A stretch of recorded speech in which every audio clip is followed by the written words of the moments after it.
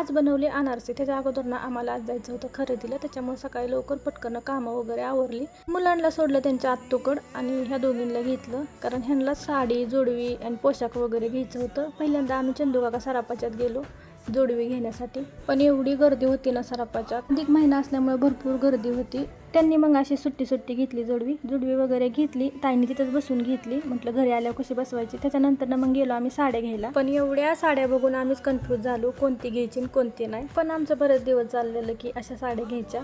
मग साड्या वगैरे घेतल्या आणि थोडीफार देवाला फुलं घेतली. मग गेलो भांड्याच्या दुकानात. ताट आणि दिवा घ्यायचा होता ते देण्यासाठी. हे ते ना बरेच प्रकार होते ताटाचे, पण ताईला हे ताट असं घ्यायचं होतं पानाच्या आकाराचं, स्वामींना नैवेद्य वगैरे दाखवायला.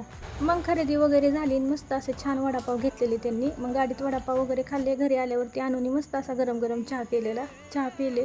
इथे मग आमची आत्तू बघत होती कसल्या साड्या आणल्यात काय काय नाही का. मग त्याच्यानंतर घरी आली, संध्याकाळची दिवाबत्ती केली आणि रात्री करायचे होते अनारसे. ह्या अनारसेच्या पिठाला ना मी 3 दिवस तांदूळ भिजत घातले. तिसऱ्या दिवशी काढून जरा सुकवले आणि मिक्सरमध्ये बारीक करून गूळ घालून असे लाडू बांधून ठेवलेले 3 दिवस. आणि मग थोडासा दुधाचा हात लावून असा गोळा बनवून घेतला आणि मग अशा पद्धतीने अनारसे करून घेतले आणि तळून घेतले. मस्त असे झालते. ताई बोललेली उद्याच आपण करूया अनारसे, पण उद्या काय काय करायचं नाही का, एवढं पुरणपोळीचा स्वयंपाक करायचा, मग त्याच्यामुळे आज केले. तर चला बाय.